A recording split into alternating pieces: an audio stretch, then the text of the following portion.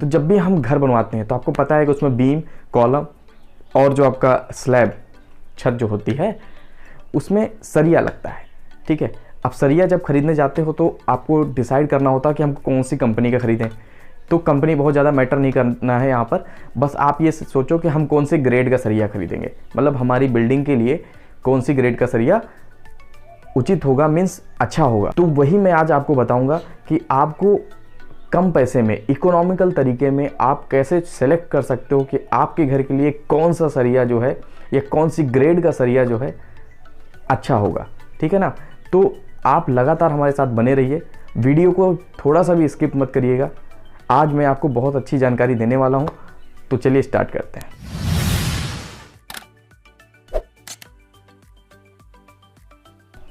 देखिए, जब भी आप कंक्रीट का काम करते हैं तो आपने देखा होगा आरसीसी वर्क में आर का मतलब होता है रेनफोर्समेंट। रेनफोर्समेंट मीन्स सरिया, जिसको आप स्टील बार या रीबार्स भी बोलते हो।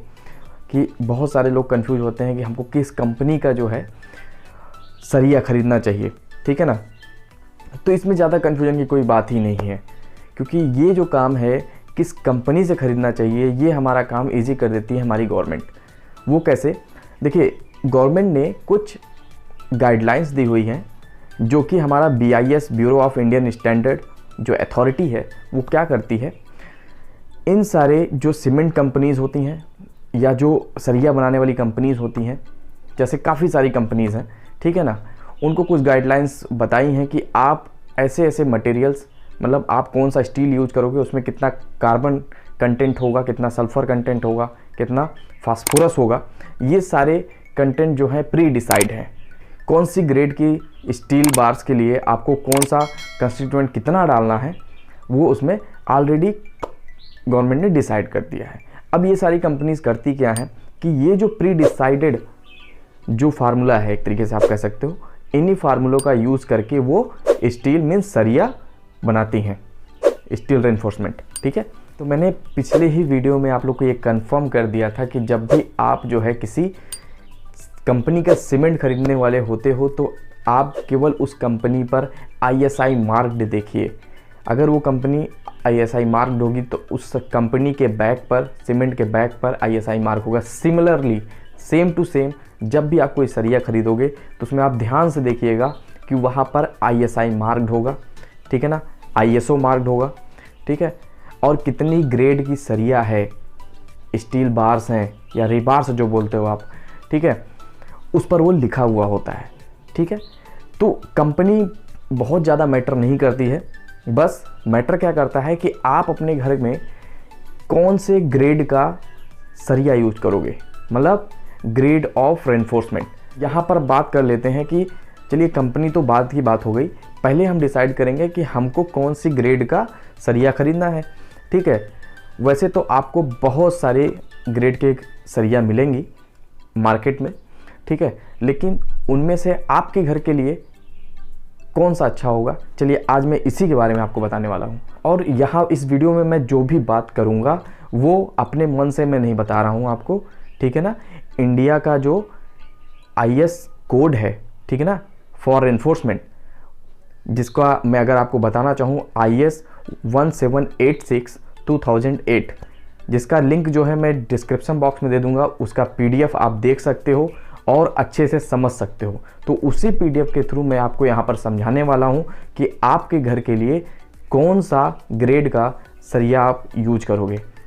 ठीक है, आई थिंक आप सबको समझ में आ गया होगा। तो चलिए बिना किसी देरी के मैं उस PDF को ओपन करता हूँ और वहाँ से आपको जो इम्पोर्टेंट पॉइंट्स हैं वो बताता हूँ, जिससे आप जब भी सरिया खरीदने जाओ, स्टील बार्स खरीदने जाओ अपने घर के लिए, ठीक है ना, तब आप जो है काफ़ी ज़्यादा जागरूक हो चुके होंगे। ठीक है, आपको काफ़ी चीज़ें पता होंगी, आपको कोई बेवकूफ़ नहीं बना पाएगा। ठीक है, और आप वहाँ पर अच्छे से सरिया को सिलेक्ट कर पाओगे। तो बिना किसी देरी के चलिए स्टार्ट कर। तो आप यहाँ पर गाइस देख सकते हैं, मैंने इंडियन स्टैंडर्ड कोड का एक पेज ओपन कर रखा है। यहाँ पर कई टाइप के ग्रेड आपको दिख रहे होंगे, जैसे FE 415, FE 500, FE 550, FE 600, और भी यहाँ पे दिख रहा होगा जैसे कि D और S लगा हुआ है सब ग्रेड्स में। तो एक एग्जांपल लेकर के मैं आपको समझाता हूँ, वो सब पर लागू हो जाएगा। जैसे FE 500 में लेता हूँ, तो FE 500 में FE जो होता है, FE का मतलब होता है फेरस, और 500 जो होती है वो स्टील बार की यील्ड स्ट्रेंथ होती है, या स्ट्रेंथ मजबूती आप समझ लीजिए, ठीक है, नॉर्मल सी लैंग्वेज में। और FE 500D में जो D का मतलब होता है वो डक्टाइल होता है, और FE 500S में या कहीं कहीं SD भी दिखेगा आपको, तो S का मतलब होता है सुपर डक्टाइल। अब बात आती है कि इतने सारे ग्रेड हैं, लेकिन मैं लूँ कौन सा अपने घर के लिए, तो मैं इसको आपको इजी कर देता हूँ कि आपके लिए कौन सा बेस्ट होगा। इसके लिए हमको समझना होगा बेसिकली हम सरिया लगाते क्यों अपने घरों में। देखिए, जो कंक्रीट होता है, ठीक है ना, प्लेन कंक्रीट की अगर हम बात करें तो वो क्या होता है, वीक इन टेंशन होता है, मतलब वो टेंशन में वीक होता है, ठीक है। तो जो आपका सरिया होता है वो टेंशन में स्ट्रांग होता है, तो उन दोनों को मिला देते हैं तो स्ट्रेंथ जो होती है RCC स्ट्रक्चर की वो बढ़ जाती है, ठीक है। ग्रेड सेलेक्ट करने से पहले आपको समझना होगा कि आपका जो घर है वो कौन से सिस्मिक जोन में आता है। सिस्मिक मीन्स होता है जैसे भूकंप होता है ना, भूकंप आते हैं, तो पूरा इंडिया जो है वो, यहाँ पर आपको मैप दिख रहा होगा, कई अलग अलग जोन्स में डिवाइड किया गया है।